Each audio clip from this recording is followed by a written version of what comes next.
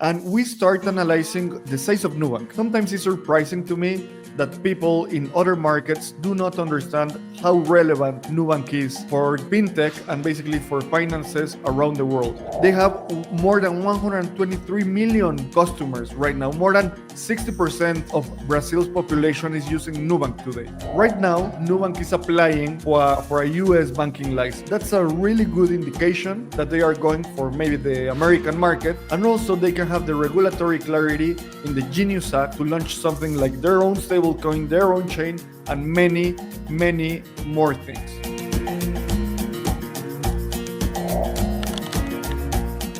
Hello, everybody, and welcome to another episode of Frontera, the podcast where we analyze what's happening in crypto in frontier markets. And today we have a really exciting episode. As you know, we are writing the best essays about crypto in frontier markets. And this week we published a new essay about what could do the Brazilian giant in fintech, what they could do to push the crypto initiatives that they've been cooking for so long. And this is something that I've been thinking for a while. And with Joker, that is our great product analyst and research analyst, we started thinking, let's start ideating a real business for Nubank in crypto. And we've been thinking a lot about this because I don't know, maybe you know, but I was head of crypto at Bitso for 3 years.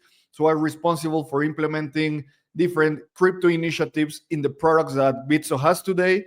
Afterwards, I left and founded Bando, and now I'm pushing this evolution of Fintech 3.0. And with all this knowledge, we wanted to do this exercise. So first, we started thinking, what are the bases for Nubank to do this? And you can read this essay in Frontera. You just need to go to frontera.bighive.com. We're going to put the essay in the show notes, and we start analyzing the size of Nubank. Sometimes it's surprising to me that people in other markets do not understand how relevant Nubank is for fintech and basically for finances around the world. And this one page shows a lot of the information. You can take a look at it at our Spotify. We upload the video, or at YouTube.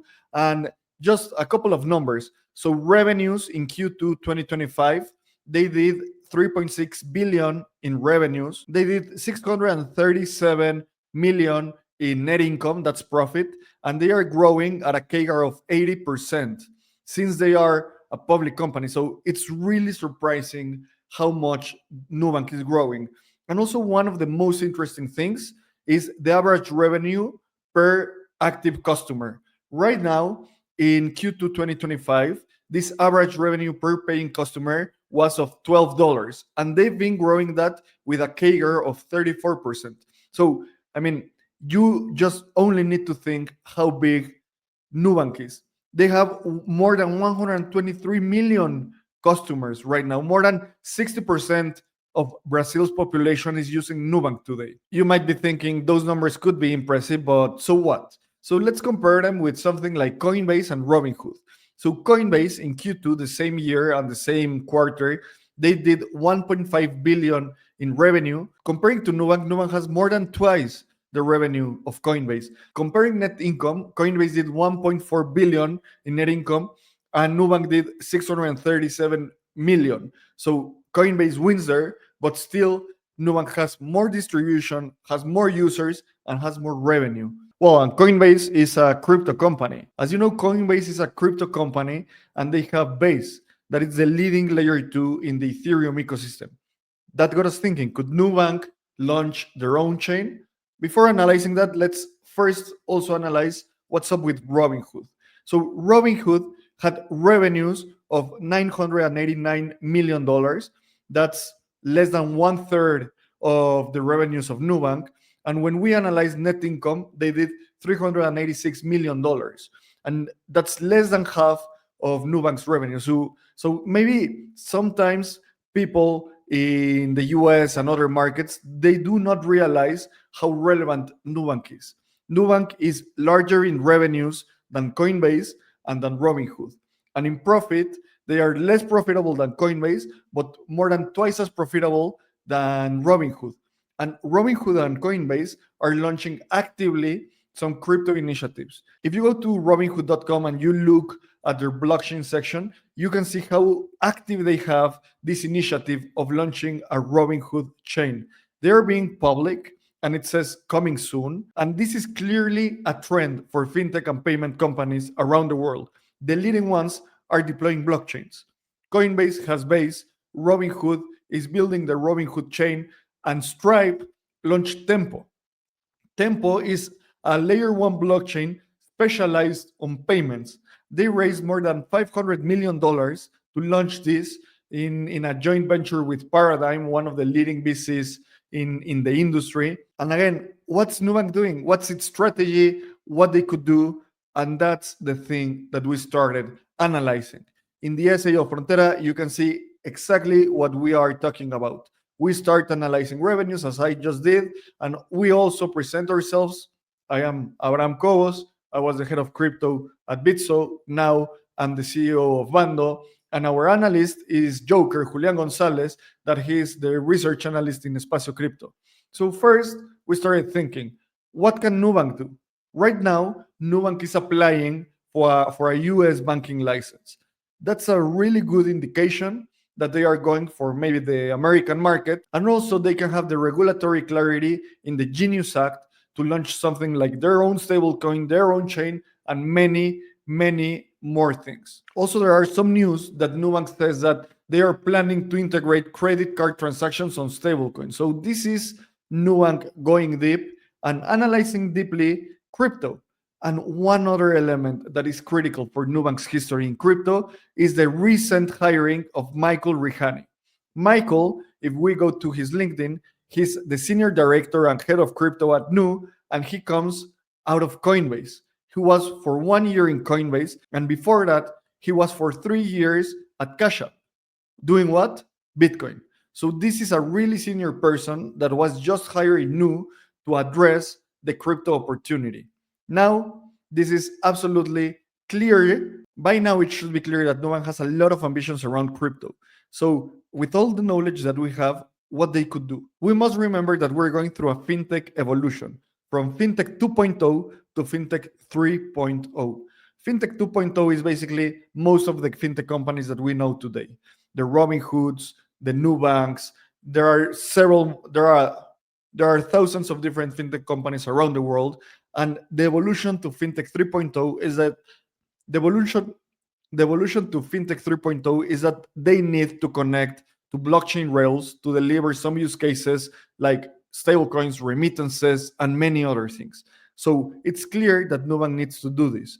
And we are not just crypto natives, we are also product people. So before saying stupid things like Nubank needs to launch random things, we need to understand the essence of Nubank. And what are some non-negotiables that Nu needs to address? First is simplicity. Nu is famous because they have a really simple UI. Anyone, from people that are 18-year-old to 70-year-old, they can use Nu because it's really simple. It's banking making simple. So they need to keep this in their crypto efforts. The next thing, maybe not a lot of people outside of Brazil knows this, but Nu means naked in Brazil, well, in Portuguese. Maybe not a lot of people know this, but Nu means naked in Portuguese. Nubank literally translates to naked bank. And that's because they realized that back when they started, people hated banks.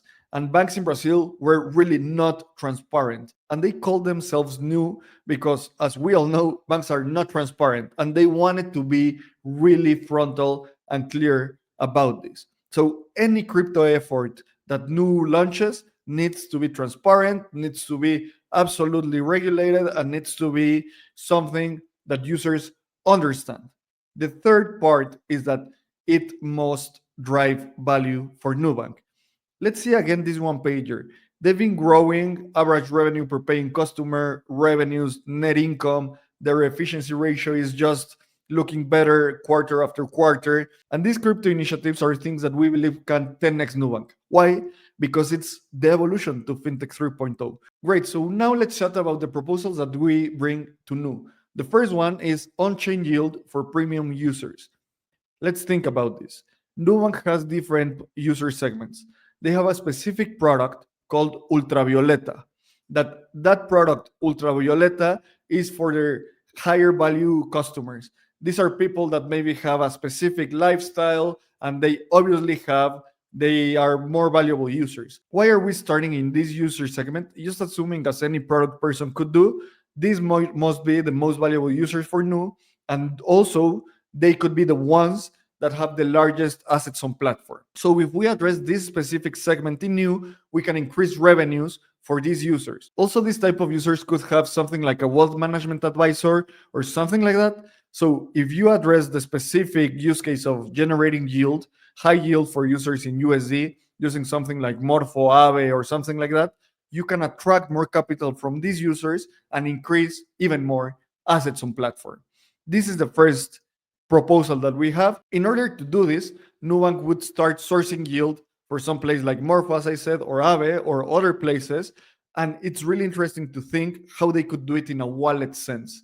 Personally, I think that they could now start exploring self-custodial wallets with different partners, but also to run an initial experiment, they could do something like an omnibus account. This is an approach that we've been studying for a while, and it's not that technically complex, and they could start doing that in a couple of months if they have the engineering power to do so. The second proposal is really straightforward, offering stablecoins for their business accounts. It's really impressive to see that Nu right now has more than 5 million SME customers. These are small and medium enterprises, and their solution is Nu Empresas. Just look at this website. They have Nubank, Ultravioleta, Nu Empresas, and many other solutions.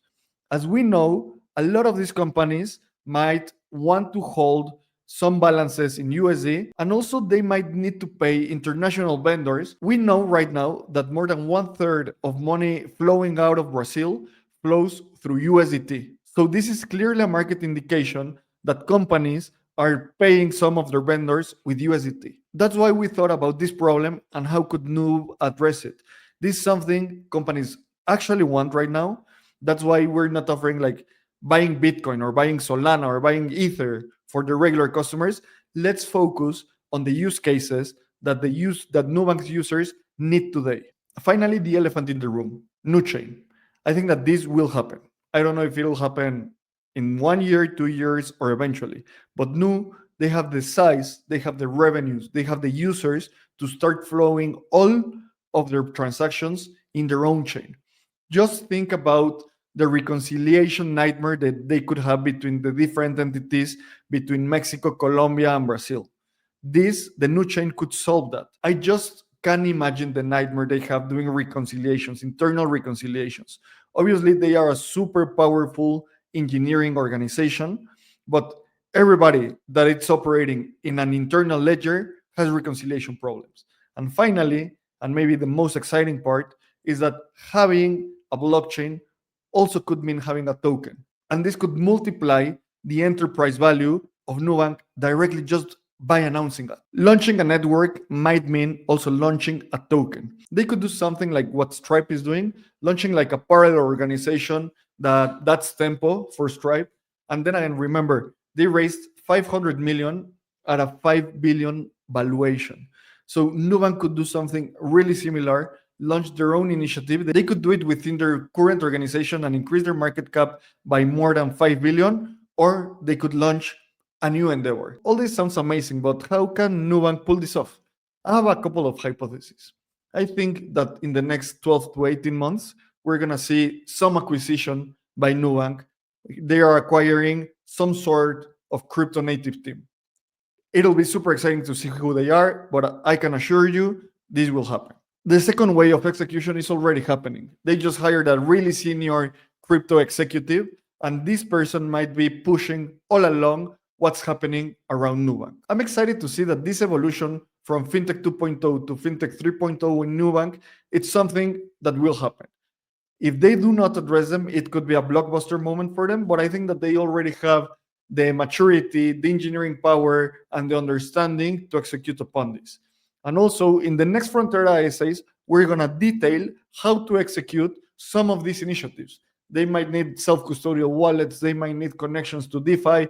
Obviously, they need regulatory clarity, but which are these specific elements? If you work at a fintech, if you work at Nubank, you must subscribe to Frontera. We are making the best essays about crypto in frontier markets. And this is another example of it. So thank you for listening to the whole video and see you next week.